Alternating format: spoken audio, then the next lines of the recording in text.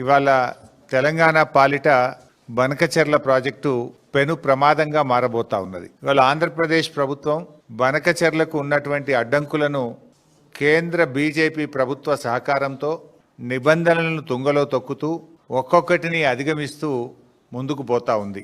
కానీ ఈ రాష్ట్ర ప్రభుత్వం, ఈ రాష్ట్రంలో ఉన్న కాంగ్రెస్ ప్రభుత్వం రాష్ట్ర ప్రయోజనాలు కాపాడాల్సింది పోయి, రాష్ట్ర హక్కుల కోసం పోరాటం చేయాల్సింది పోయి, నిమ్మకు నీరెత్తినట్టుగా రేవంత్ రెడ్డి ప్రభుత్వం వ్యవహరిస్తూ ఉంది, పరోక్షంగా సహకరిస్తూ ఉంది.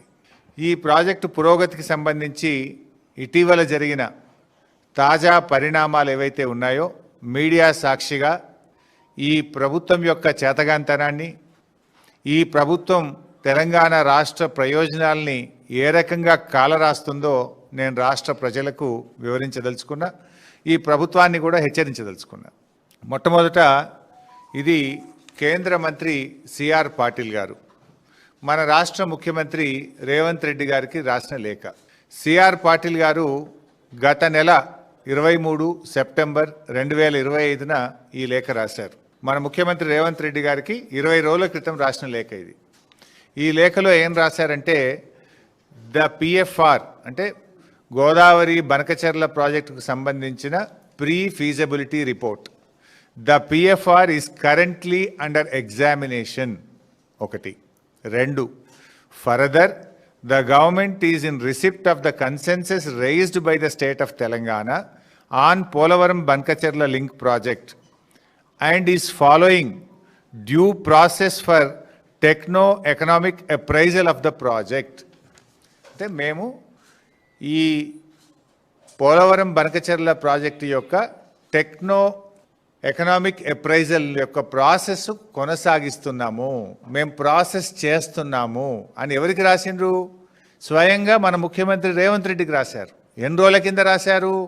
20 రోజుల కింద రాశారు. అంటే 20 రోజుల కింద నీకు ఉత్తరం వచ్చినా ఈ రోజు వరకు రేవంత్ రెడ్డి స్పందించాడు. అసలు ఎట్లా చేస్తారు? అప్రైజల్ అనే కాన్సెప్టే రాకూడదు. ఎందుకు రాకూడదు అప్రైజల్ అనే concept? It is not qualified to examine. మన దేశంలో వరద జలాల మీద డిపిఆర్ల అప్రైజల్ జరగదు. మన దేశంలో ఉన్న సెంట్రల్ వాటర్ కమిషన్ నిబంధనలు కానీ, మన రాజ్యాంగం కానీ, మన దేశంలో నదీ జలాల పంపిణీ కానీ ఎప్పుడు కూడా నికర జలాల మీదనే జరుగుతుంది. అంటే వరద జలాల మీద అసలు ప్రాజెక్ట్ రిపోర్ట్లే ఉండవు, దాని మీద అప్రైజలే జరగదు.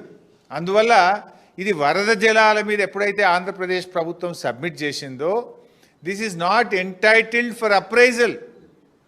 అసలు అది క్వాలిఫైయే కాదు. అయినా కూడా మరి రేవంత్ రెడ్డి గారు అప్రైజల్ చేస్తున్నాము ఇంత క్లియర్గా, the pre feasibility report is under examination అంటే కేంద్ర ప్రభుత్వం పరిశీలిస్తుంది అని కేంద్ర మంత్రి రాష్ట్ర ముఖ్యమంత్రికి రాస్తే ఈ ముఖ్యమంత్రి ఏం చేయాలి? నువ్వు అసలు ఎట్లా ఎగ్జామిన్ చేస్తావు? వరద జలాల మీద ఈ దేశంలో ఇప్పటి వరకు ఏదైనా ఒక ప్రాజెక్టు అనుమతించిండ్రా? వరద జలాల మీద అనుమతించే విధానం ఈ భారతదేశంలో ఉందా? మన చట్టం అనుమతిస్తుందా? నువ్వు ఎట్లా చేస్తావు అని చెప్పి ప్రశ్నించాలి. వినకపోతే సుప్రీంకోర్టు పోవాలి. ఎందుకు మొద్దు నిద్రపోతున్నావు అంటే పరోక్షంగా నువ్వు సహకరిస్తున్నావు. నీ కాంట్రాక్టుల్లో వాటా ఉందా? నీకు పర్సంటేజీలు ఉన్నాయా? ఎందుకు నువ్వు సహకరిస్తున్నావు అని నేను అడుగుతా ఉన్నా.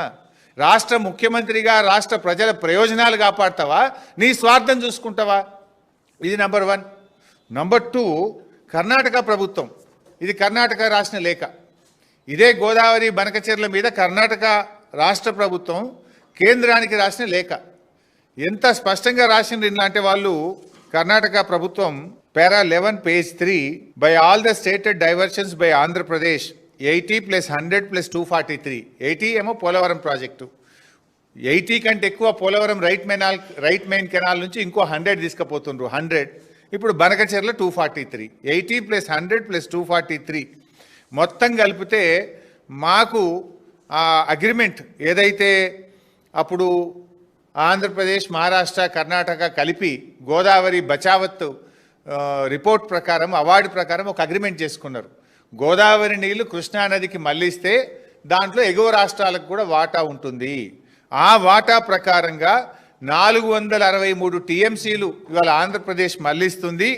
మాకు 112 టీఎంసీలు పైన కృష్ణాలో మేము ఆల్మట్టిలో ఆపుకుంటా అని రాసిండు.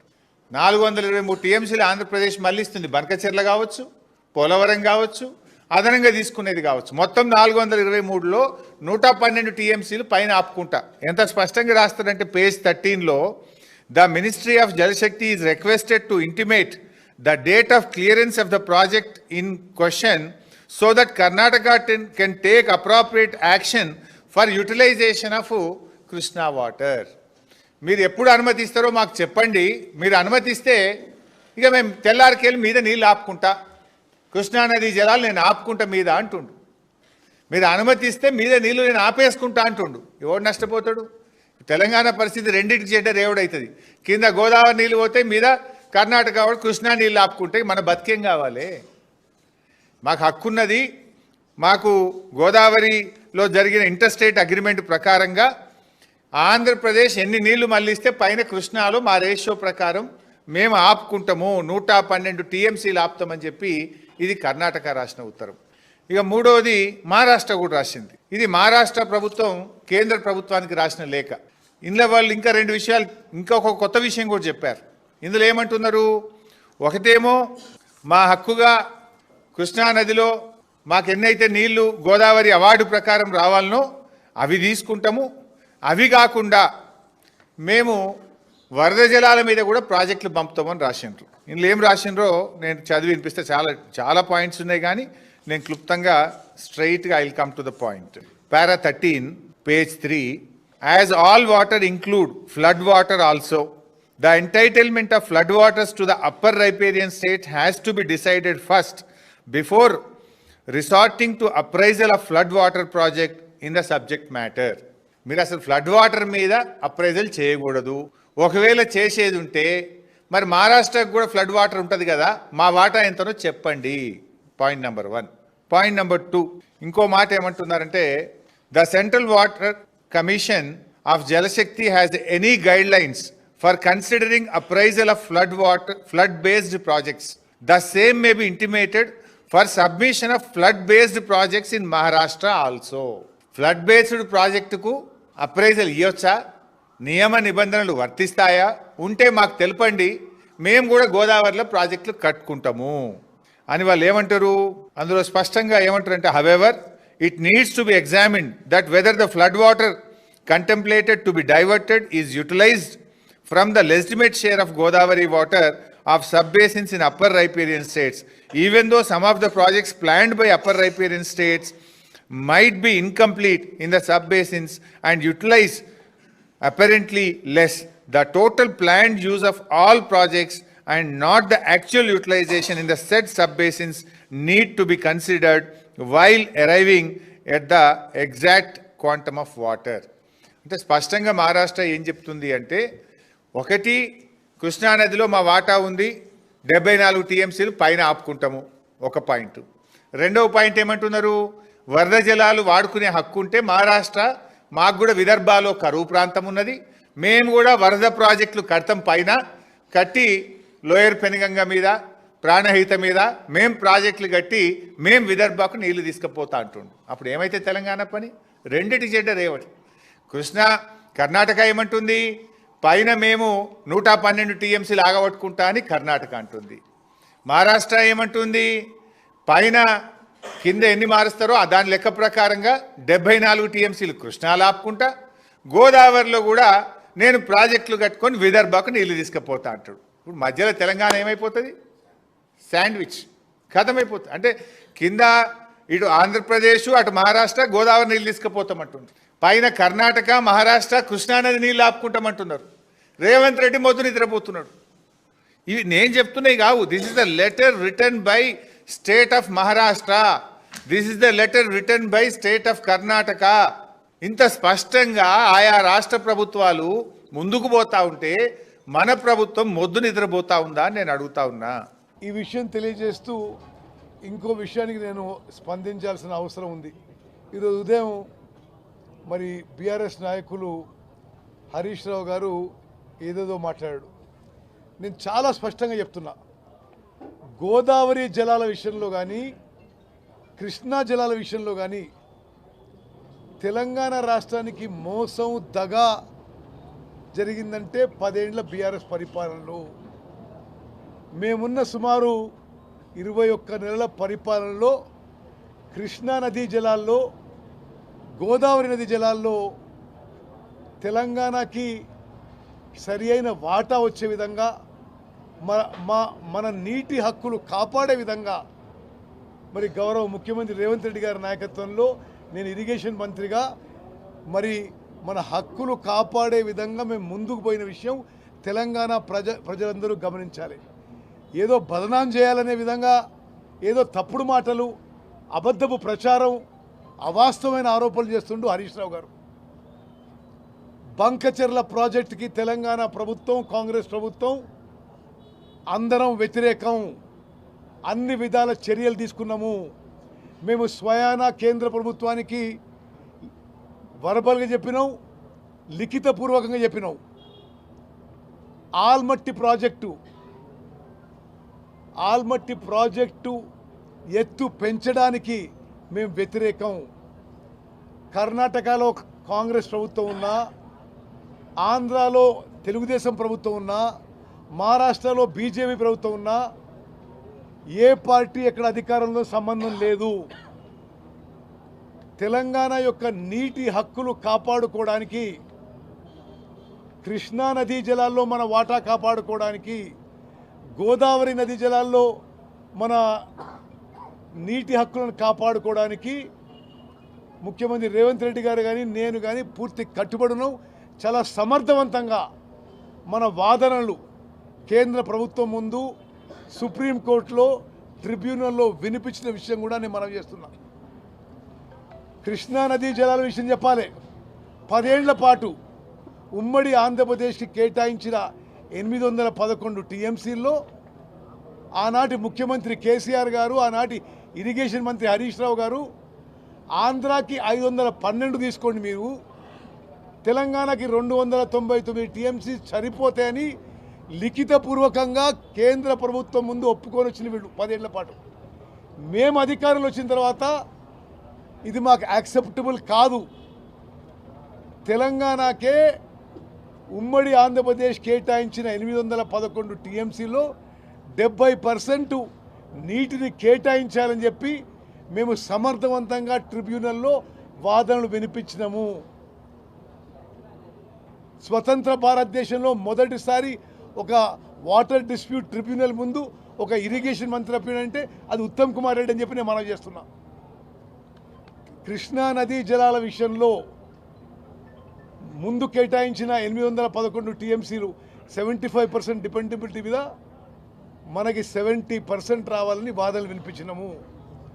అదేవిధంగా కృష్ణా నదీ జలాల్లో 65% డిపెండబిలిటీలో 1005 టీఎంసీల్లో తెలంగాణ రాష్ట్రానికి సుమారు 734 టీఎంసీలు రావాలని వాదనలు వినిపించినాము. లిఖితపూర్వక వినిపించినాం, మరి వరబల్గా కూడా ఆర్గ్యుమెంట్ చేసినాం. తప్పనిసరిగా కృష్ణా నదీ జలాల్లో ఈ విధంగా తెలంగాణకు న్యాయం జరుగుతుందని చెప్పి మా పూర్తి నమ్మకం, విశ్వాసం. గోదావరి నదీ జలాల విషయం వస్తే అసలు వాళ్ళు జనవరి చూసుకుని నవ్వుకోవాలి. మీరు కట్టిన ఏకైక ప్రాజెక్ట్ కాళేశ్వరం కూలిపోయింది, మేడిగడ్డ బ్యారేజ్ కూలిపోయింది, అన్నారం సుందిల బ్యారేజీలకు పొక్కలబడ్డాయి. ఒక్క చుక్క నీరు ఈ 21 నెలల్లో ఉపయోగించలేదు. ఆ 3 బ్యారేజీలో ఒక్క చుక్క నీళ్లు ఉపయోగించకుండా రికార్డు పంట పండించినాం, రికార్డు కొనుగోలు చేసినాము. మరి కాళేశ్వరం సంగతి అది. తుమ్మడి అట్టి వాళ్ళు ఏమన్నారు, కాళేశ్వరం కడతాము, తుమ్మడి అట్టి కడతామన్నారు. తుమ్మడి అట్టి దగ్గర తట్టడి మట్టి కూడా ఎత్తలేదు 10 ఏళ్లలో. మేము ఇప్పుడు తుమ్మడి అట్టి ప్రాణహిత చేవెళ్ళ ప్రాజెక్టు మొదలుపెట్టి పూర్తి చేస్తాము. అదేవిధంగా సీతారాం సాగర్ ప్రాజెక్టుకి 67 టీఎంసీల నీటి కేటాయింపు మా హయాంలో మేము తీసుకొచ్చినాము. అదేవిధంగా సమ్మక్క సారక్క ప్రాజెక్టు మరి అన్ని క్లియరెన్సెస్కి ఛత్తీస్గఢ్ ముఖ్యమంత్రితో మాట్లాడినాం, కేంద్ర ప్రభుత్వం ఒత్తిడి తీసుకొస్తున్నాం. సమ్మక్క సారక్క బ్యారేజ్కి 47 టీఎంసీల కోసం కేంద్ర ప్రభుత్వాన్ని ఒప్పించినాం. అతి త్వరలో నీటి కేటాయింపు జరుగుతుంది. ఈ విధంగా గోదావరి జలాల విషయంలో కూడా మన కాంగ్రెస్ ప్రభుత్వంలోనే తెలంగాణ రాష్ట్రానికి మేలు జరుగుతుంది. ఈ విధంగా అవాస్తవాలు మాట్లాడి ఏదో అబద్ధాలు ప్రచారం చేసి కాంగ్రెస్ ప్రభుత్వాన్నో ముఖ్యమంత్రినో బదనాం చేసే ఈ అలవాటు హరీష్ రావు మానుకోవాలని చెప్పి నేను సలహా ఇస్తున్నా. పూర్తిగా అసలు ఈరోజు హరీష్ రావు గారు ఇచ్చిన స్టేట్మెంట్లో ఏమీ వాస్తవాలు లేవు. బంకచర్ల అంటున్నాడు. బంకచర్ల ప్రాజెక్టులో మేము పలుమార్లు కేంద్ర ప్రభుత్వం దగ్గర అన్ని విధాలుగా వ్యతిరేకించినాం. కేంద్ర జలవనరుల మంత్రి సిఆర్ పాటిల్కి స్వయంగా చెప్పినాము. గోదావరి మీద ఉన్న కో బేసిన్ స్టేట్స్ అన్నీ కూడా తెలంగాణ, మహారాష్ట్ర అన్ని రాష్ట్రాలు వ్యతిరేకించినాయి. అదేదో వాళ్ళు ఆంధ్రప్రదేశ్ వాళ్ళు డిపిఆర్ తయారు చేసే వాళ్ళని టెండర్ పిలిస్తే అదేదో తెలంగాణ ప్రభుత్వం ఏం చేయనట్టు మాట్లాడుతున్నాడు. మేము కాంగ్రెస్ ప్రభుత్వంగా బంకచెర్ల ప్రాజెక్టుకి వ్యతిరేకం, ఎట్టి పరిస్థితుల్లో కట్టనీయమని చెప్పి కూడా నేను మాటిస్తున్నాను. అదేవిధంగా కర్ణాటక ఆల్మట్టి హైటు పెంచే విషయంలో కూడా అన్ని విధాలుగా ప్రస్తుత కాంగ్రెస్ ప్రభుత్వం మేము వ్యతిరేకిస్తున్నాము. తెలంగాణ ప్రజల నీటి హక్కుని, కృష్ణా గోదావరి నదీ జలాల్లో మన హక్కుని కాపాడుకుంటాం. ఆ సమర్థత ఉంది, ఆ చిత్తశుద్ధి ఉందని చెప్పి నేను మనవి చేస్తాను.